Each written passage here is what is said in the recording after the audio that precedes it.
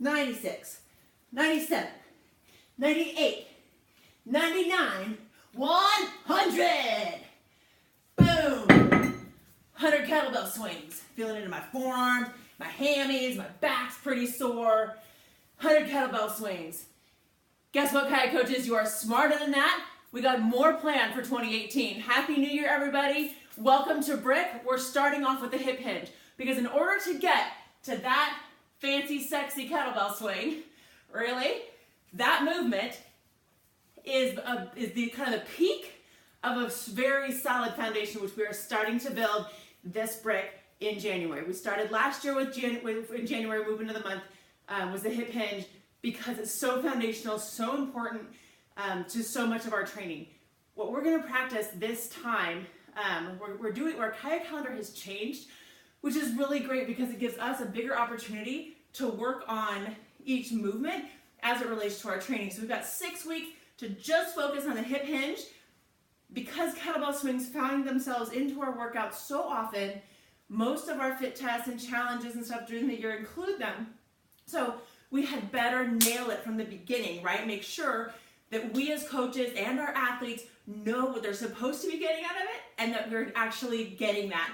And when we do it right, it's not only effective in terms of the power and strength gains that we're trying to get from it, it also happens to be way safer. Kettlebell swings are one of our biggest opportunities to hurt our clients. However, they're also one of the best ways that we can help our clients advance in their power training for their lower body. So there's a huge reason that we include it. We also have to be really good with our coaching to make sure that it's safe and make sure that it's effective. Conveniently, safe and effective go together. So the way we start this, before we get to the fancy, sexy kettlebell swing, as we work on a screen. In most of the fitness industry, the way that we assess readiness for a kettlebell swing would be to just test if someone can touch their toes from a standing position with the knees straight. You can see that as I do that, so say I'm this distance away from this wall. As I lean down to touch my toes, my hips go back toward this wall, right? So we call that a posterior weight shift, a backwards weight shift of the pelvis toward the wall behind us. And that is part of the stability that we need in order to do hip hinge exercises, deadlifts, kettlebell swings. However, with women, the problem is that most of us have hamstrings, muscles in the back of the thigh here, hamstrings, hip and back musculature, so the whole posterior chain, all the muscles on the back side of my body, that stuff tends to be flexible enough to allow us to do that movement without a lot of posterior weight shift or control. There has to be some in order for you to not fall over, but sometimes people lack the ability to do an appropriate hip hinge even though they can touch their toes. So for us, the toe touch is not enough of a screen. We're gonna also do a hip hinge screen at the wall. So you start standing against the wall, heels and hips touching the wall, then you put one foot in front of the other. So you got heel to toe in a straight line, and then I just step my back foot out to meet my front foot, so now my feet are about shoulder width apart. And I'm one of my feet away from my wall back here. And then I go hands to my hips, spine stays straight, and I shift my hips back till they tap the wall. Just a tap. My shins are vertical, my knees are still right over my ankles, and then I squeeze my cheeks and I stand up. So that is basically what we do in a kettlebell swing and a deadlift. But all we're doing right now, there's no weight, there's no equipment except the wall. The cool thing is it's a wall. So if that wall feels like it's far away, some people are gonna do this. They're gonna kind of squat into it because they trust their quads. They don't trust their glutes, so they trust their quads.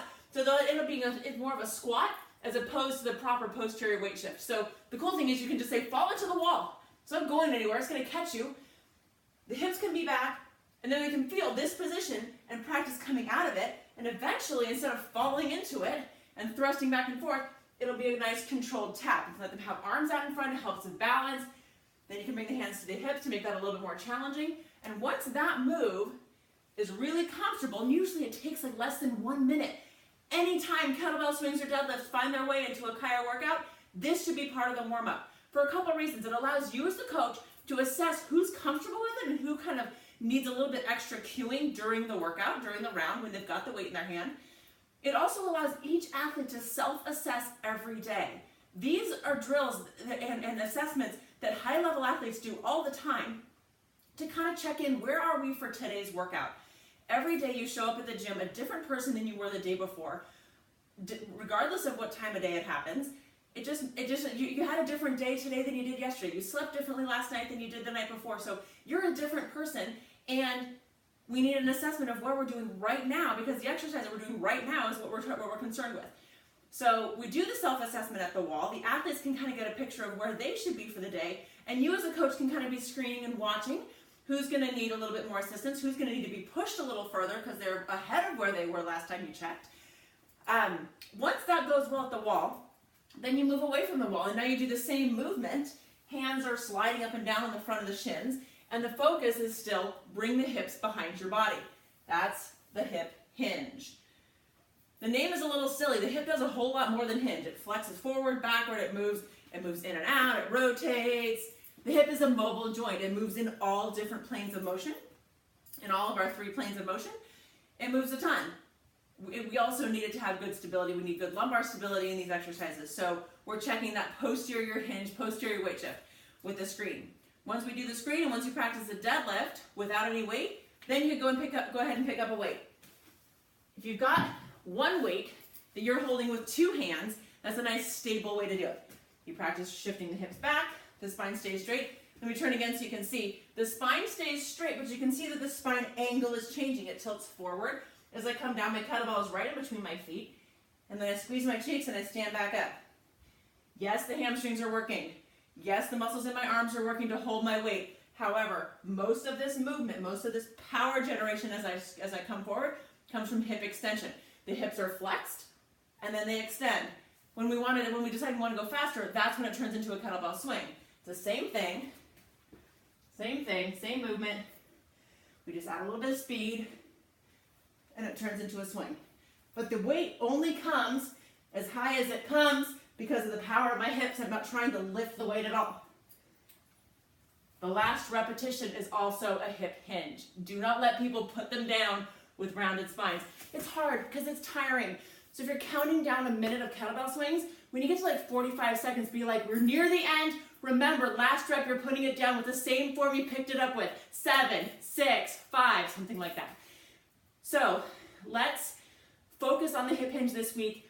Practice the screen with everybody that you've got. Every workout that you do, practice the hip hinge screen. It's going to feel a little funny. It's going to be 1 to 2 minutes out of your workout. And that's it. Next video, we're going to work on integrating a couple of exercises that are the beginning of sort of a hip hinge circuit that you can do whenever you think of it, whenever you want to. It can also work in as a warm-up. But we're just going to sort of build one exercise onto the next for the next 6 weeks to focus on this hip hinge. As always, please hit me up any questions, comments, concerns. As you go through practicing this, if you want any other feedback on how things are going, let me know. Let's have a nice open communication about it. And happy hip hinging. Happy New Year, ladies. I hope this is a great one for all of you. Mwah!